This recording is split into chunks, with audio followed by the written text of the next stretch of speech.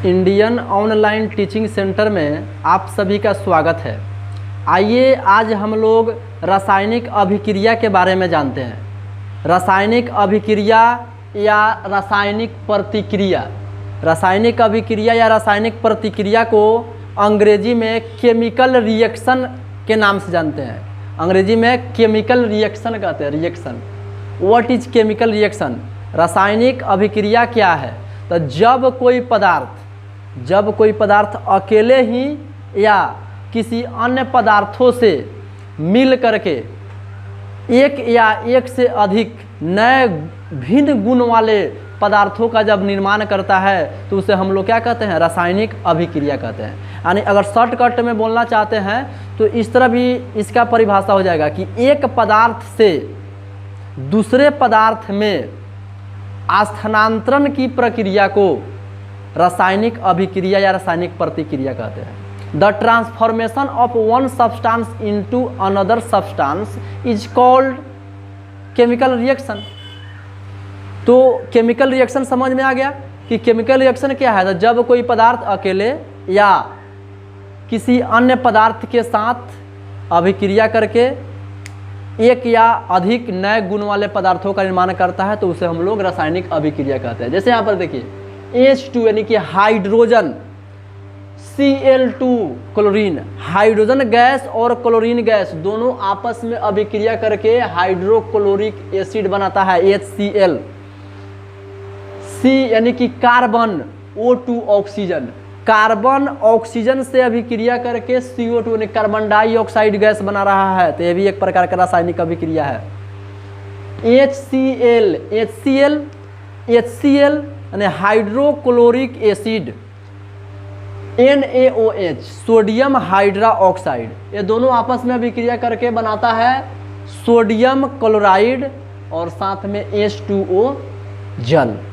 तो ये इस प्रकार से दो पदार्थ है और मिल करके एक नया पदार्थ का निर्माण कर रहा है, तो इसका गुण अलग अलग होगा।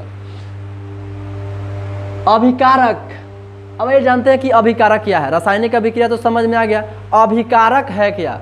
तो रासायनिक अभिक्रिया में जो पदार्थ भाग लेता है उसका नाम है अभिकारक, और रासायनिक अभिक्रिया के फलस्वरूप जो पदार्थ नया बनता है उसका नाम है क्या? प्रतिफल या उत्पाद। प्रतिफल या उत्पाद को हम लोग इंग्लिश में प्रोडक्ट कहते हैं। प्रोडक्ट, जैसे कि हाइड्रोजन और क्लोरीन ये दोनों क्या हुआ? अभिकारक हुआ, क्योंकि हाइड्रोजन और क्लोरीन दोनों अभिक्रिया में भाग लिए हैं और हाइड्रोक्लोरिक अम्ल इस अभिक्रिया के फलस्वरूप बना है, तो ये क्या हो गया? प्रतिफल या उत्पाद हुआ। समझ में आ रहा है? आगे तो अभिकारक को इंग्लिश में हम लोग रिएक्टेंट बोलते हैं। अभिकारक को इंग्लिश में क्या कहते हैं? रिएक्टेंट, और प्रतिफल को इंग्लिश में प्रोडक्ट कहते हैं। तो रासायनिक अभिक्रिया में भाग लेने वाले पदार्थ को अभिकारक, रासायनिक अभिक्रिया के फलस्वरूप बने नए पदार्थ को प्रतिफल। आगे रासायनिक अभिक्रिया के प्रकार। रासायनिक अभिक्रिया कितने प्रकार के होते हैं? तो रासायनिक अभिक्रिया अनेक प्रकार के होते हैं, बहुत सारे प्रकार है। किसी किताब में आपको 2 पढ़ना है, किसी में 5, किसी में 6, किसी में 8, किसी में 10, और हम आपको रासायनिक अभिक्रिया 15 से 16 रासायनिक अभिक्रिया के बारे में बताएंगे। तो सबसे पहला रासायनिक अभिक्रिया क्या है? तो सबसे पहला रासायनिक अभिक्रिया है संयोजन या योगात्मक। देखिए नाम अलग अलग दिया जाता है, किसी किताब में संयोजन अभिक्रिया, कहीं आप पढ़िएगा योगात्मक अभिक्रिया। हम दोनों लेकर के चल रहे हैं, संयोजन या योगात्मक अभिक्रिया। इंग्लिश में हम लोग कॉम्बिनेशन रिएक्शन या एडिशनल रिएक्शन कर सकते हैं। कॉम्बिनेशन माने क्या होता है? ज्वाइन होना, यानी संयोग करना, एक जगह पर मिलना। संयोजन अभिक्रिया या योगात्मक, योगात्मक का मतलब ये होता है जुड़ना। तो कॉम्बिनेशन रिएक्शन क्या है? What is combination reaction? योगात्मक यानी संयोजन अभिक्रिया क्या है? तो शॉर्टकट में समझिए कि सटना या जुटना, सटना या जुटना संयोजन अभिक्रिया कहलाता है। जब कोई दो पदार्थ एक साथ मिल करके नया पदार्थ बनाता है तो वह संयोजन अभिक्रिया कहलाता है। सिंपल सा। तो सटना या जुटना क्या है? संयोजन है। जैसे यहाँ देखिए कार्बन और ऑक्सीजन दो पदार्थ है और दोनों आकर के CO2 बन गया, यानी सट गया, दोनों आकर के एक साथ सट गया, तो सट गया तो कौन अभिक्रिया हो गया? संयोजन अभिक्रिया हो गया। तो दो पदार्थों का सटना संयोजन अभिक्रिया। यहाँ पर सल्फर, मान लेते हैं कि एक पदार्थ सल्फर है और एक ऑक्सीजन है, दोनों एक साथ मिल करके बन गया सल्फर डाइऑक्साइड, तो ये क्या है? संयोजन अभिक्रिया का उदाहरण है। आगे है वियोजन या अपघटन अभिक्रिया। वियोजन या अपघटन अभिक्रिया क्या है? तो वियोजन या अपघटन नाम से ही स्पष्ट है कि अपघटन, अपघटित होना यानी कि टूट जाना। तो टूटना या हटना, टूटना या हटना क्या कहलाता है? अपघटन यानी वियोजन अभिक्रिया कहलाता है। अपघटन या वियोजन अभिक्रिया किसे कहते हैं? तो जब कोई एक पदार्थ अलग अलग पदार्थों में टूट जाता है, बंट जाता है, तो उसे हम क्या कहते हैं? अपघटन अभिक्रिया कहते हैं। जैसे CaCO3 ये है चूना पत्थर, कैल्शियम कार्बोनेट, एक पदार्थ है कैल्शियम कार्बोनेट, और जब इसको हीट करेंगे, गर्मी देंगे, इसको उष्मा देंगे, तो उष्मा देने के फलस्वरूप बन जाएगा कैल्शियम ऑक्साइड और कार्बन डाइऑक्साइड। तो एक पदार्थ है यहाँ पर कैल्शियम कार्बोनेट, और जब इसको गर्मी दिए तो ये क्या हो गया? टूट गया अलग अलग दो पदार्थों में, कैल्शियम ऑक्साइड और कार्बन डाइऑक्साइड में। तो टूटना वियोजन अभिक्रिया और सटना संयोजन अभिक्रिया। टूटना हटना कौन? वियोजन अभिक्रिया यानी अपघटन अभिक्रिया, और सटना जुटना संयोजन अभिक्रिया। तो कभी ये आप इसे भूलिएगा नहीं।